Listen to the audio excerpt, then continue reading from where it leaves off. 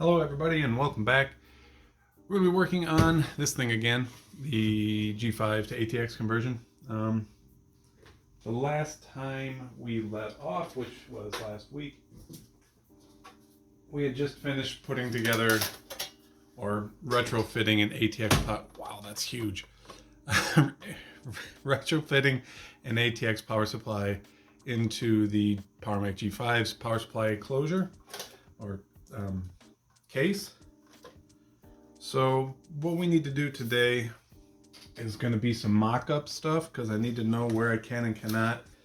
Basically, I want to find out how much room up front I have for fans, where the modular power brick, where's this going to end up in here in relation to everything else. And after I get, the power supply and whatnot in there, what are we going to have to do with our front I/O? I just looking at it, without mocking it up, I feel like it's going to have to move up a little bit. I kind of don't like that. I want this to stay where it's at. And I would like this to be smaller, but the stuff that I had bought, and maybe I'll just buy something else. Where the heck did it go? This room is a complete disaster.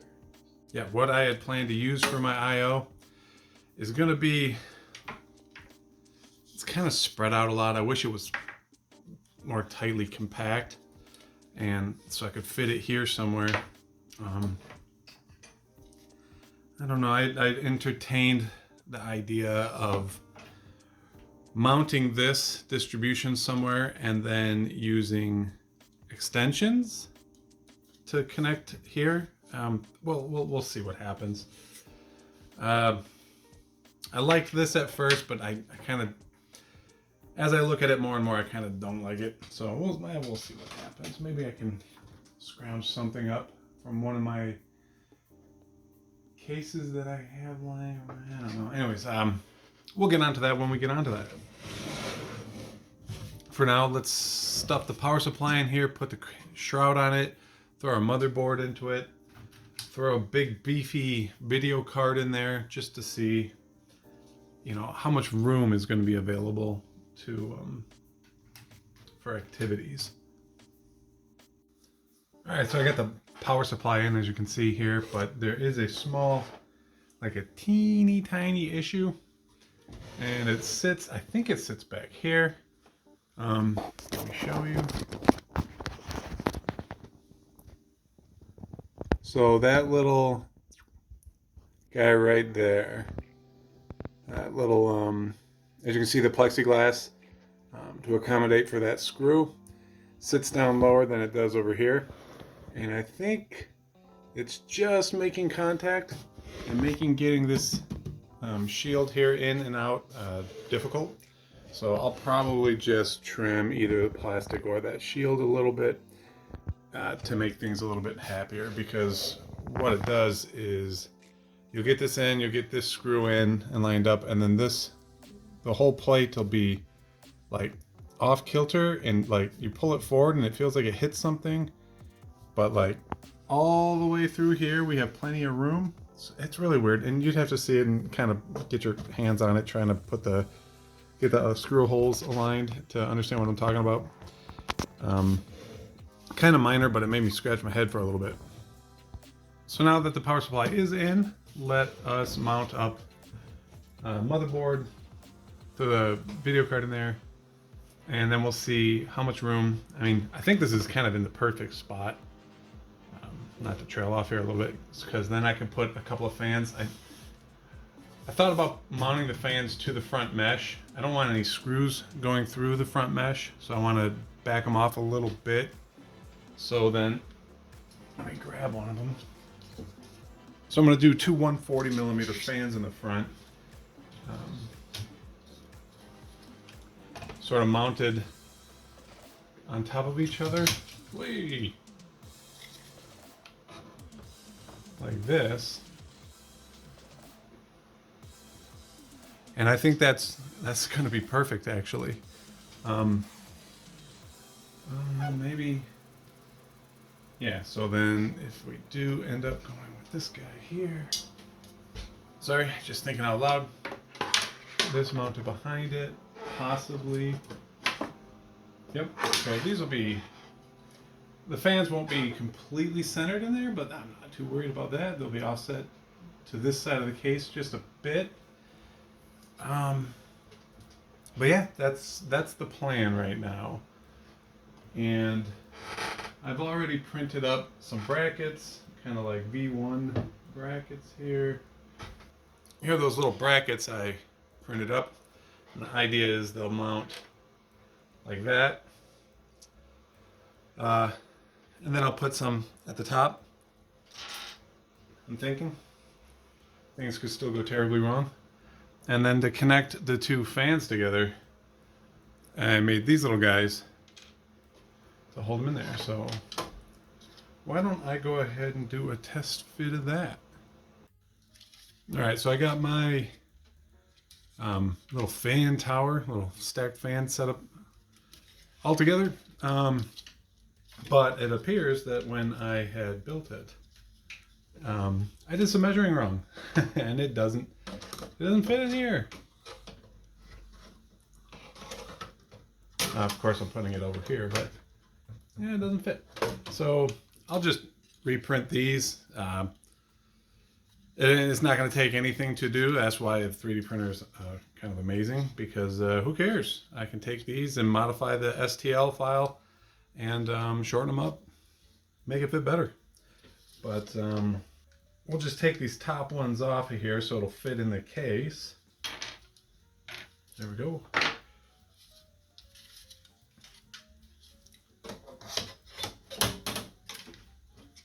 Yeah, that's nearly perfect right there. Anyways, yeah, it'll be up in there somewhere. So that'll fit, which is awesome. Probably run screws up, maybe screws down. Actually, the way this is going to have to fit is because, you know, our power supply is right down in here. And you can see right there. Light? Can we do light? Is there any light? Let me get a light.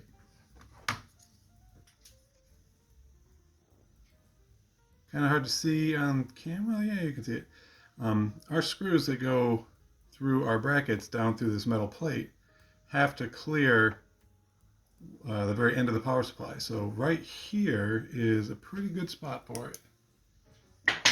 The fans, that is. All right, that's pretty awesome. Let's put a power supply into it. What? Let's put a motherboard into it. And then we'll put our fan, our video card into it. I mean, yeah, there's going to be plenty of room here. That's not going to be a problem. This is starting to come together. This is pretty awesome. So I've decided that now is as good a time as any to actually just start putting stuff in here so that I can get a better idea of how much room is going to be available in the case. Why don't we? But for right now, let's put this fan in here. And I had forgotten, well, you know, halfway through doing it, that we're going to need a grill on the back, because I don't want to stick my fingers into a spinning fan, because I have to make this me-proof, because I will stick my fingers into a running fan. Not that it really kind of comes off on the video. You kind of have to experience this yourself. But the Laser Hive, and that's of course the manufacturer of this kit, this conversion kit, everything is so precise. Everything is perfect. If a hole needs to line up, it lines up. So here's something that's been waiting kind of a long time to go in there.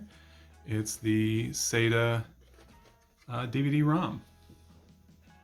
And what was in there, I believe, was IDE.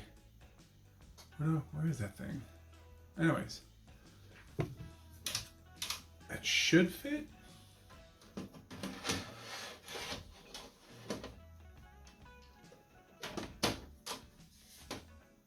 No? Yes?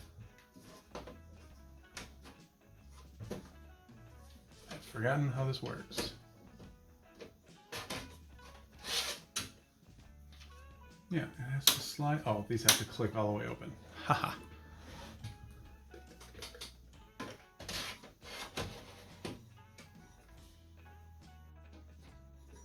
just push into place? Oh, yeah, it does. That takes some force. Cool.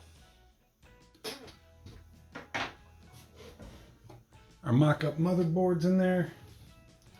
Let's throw in this big beefy video card. This is the 7900 7950 that I pulled out of the X59 build. X58, how could I do that? X58 build.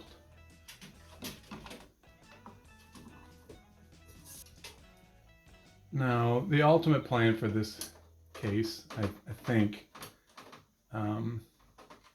is, like I said, I want to build like an ultra modern system into it. I talked about this briefly in the other videos where I started working on this. I wanted to put a 30 series card in here when they were new, obviously, before they even came out. And then we all know that prices went silly. What the? Where's that? Wait, is that loose? What is happening here? Where does it go? Did I put it in first? Did it fall? It did fall. When did that fall?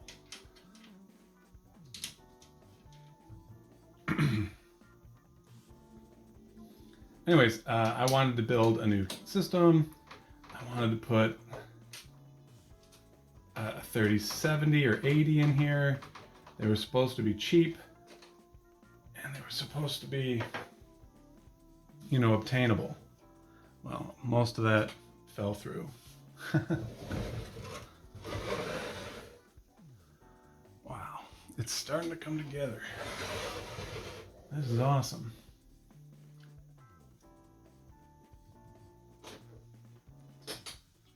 All right, so I am going to have to go and redo these, shrink them down a little bit. I'm going to do some measurements. Next time you see me, we should have the ability to mount these in there. Well, the places in there will be the right height, and we'll mark where our holes will go, and we'll tear some stuff apart, and we'll mount them in there. You people watching this may have been seeing these sticking out of the side of the case and wondering, why isn't he taking those off? He's taking off so many others. And well, if I need to mount something to these, it'd be nice that they're there. And in the end, when it's finished, if I don't need these, I'll pop them out. All right, through the magic of it is now like 6 hours later. I've redesigned and reprinted all of my mounts, and you'll notice that the distance between each fan is now less because I measured correctly this time. And we fit like perfectly between this panel and this panel. The only thing I'm running into now, I didn't notice it earlier when I was kind of measuring, is right there. This little indentation in the metal here, there's nothing to screw this bracket into because it's in there. See how there's that gap there that this plastic arm swings into? So it's not really that big a deal. This one over here should hold it pretty securely, and if I need to design something that screws to here and then comes over to the middle here to be screwed in, no big deal, I can do that. That's the joys of having a 3D printer. So I've marked out where I'm going to drill my holes. I've decided that up here I'm going to make a new bracket that I can, you know, put a screw somewhere here in the middle between these. I don't want to have to fight with these indents. So that is something we'll do next. But for now I'm going to pop a couple of holes in there, and then we can mount it up. And so I kind of forgot that these fans live underneath the shroud that I just took out. And they kind of live right where in line I want to put my screws at. So I did a little measuring, and it looks like the screw heads are going to fall into these little, well, at least this one is going to fall into this little cavity here, and then the other screw is going to be clear over here. So I'm thinking I'm going to be in the clear. I'm going to go ahead and drill those holes, and we'll find out for sure.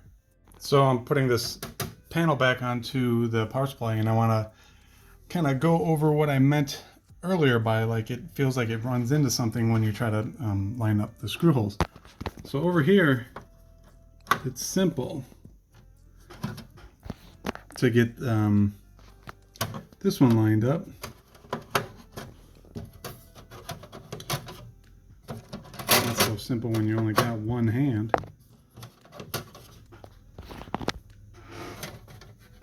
There we go. Come on, meow. There we go. Lined up. But then this side over here, it runs into something. But I can't figure out what it's running into. I mean, because it actually, I don't think it's running into anything back there, because I can slide it in there, no problem.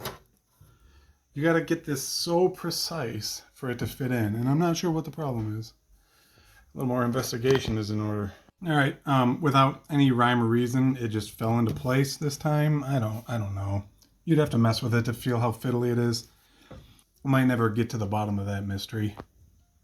So my 2 holes are drilled, and they are fairly straight, approximately 2 inches from this front edge here. So let's put it together and see how that's going to sit in there. I mean, not that it's going to be any different than when we mocked it up, but let's do it. So it is pressing against that fan down there a little bit, it feels like, because it raises this up, but I don't think that's going to be a problem. I could use a shorter screw, but for now, that'll have to wait until we do the final touches stage. I like it. That's really solidly in there. I don't even know if it needs top screws. It's kind of wedged, but it's nice for now. But like I said, I'm gonna build something for this, so it screws in underneath the CD-ROM. I kind of like, and I've been thinking about this. I kind of like if we mounted this somewhere up inside the case. I don't know, maybe tuck it up in here or something, somewhere you can't see it. And then we just ran extension wires down to the front. And we could keep this button exactly where it's at. And we could easily stuff 2 USB 3.0s and then your headphones and audio jack or microphone jack up in here. I'd have to do something custom for this, but that's not a big deal. Like I said, I really wanted this just to stay right where it's at. So let's do some investigations. So I thought I was pretty clever mounting this right here, using one of those existing standoffs on the back that I haven't removed yet. And the idea was to take a USB like extension and just mount it on here somehow. Like I said, the reason being I can choose the configuration on the front and make something custom to hold them all in place. However, like all of this wires here, I could cut a hole up in here and run the cables up to the top, attic here, and then only the ones that I need to drop down or drop them down nicer looking. But man, it's these big USB 3. I've never been a fan of the way USB 3 has been handled. USB 2, it's so, this is a big cable. It's just the sheathing on here, but it's such a much thinner wire, and you can run it nicer. The USB 3 is just, it's so thick and unwieldy. It's ugly. I don't like it. So I think I'm going to research something I can do about the, I'm going to check this thing out and figure out what I'm going to do in the meantime. Maybe put it up here, but like I said, these cables that run down are pretty awful. They don't bend, they don't flex. They're just terrible. So I think this is where we're going to call this one.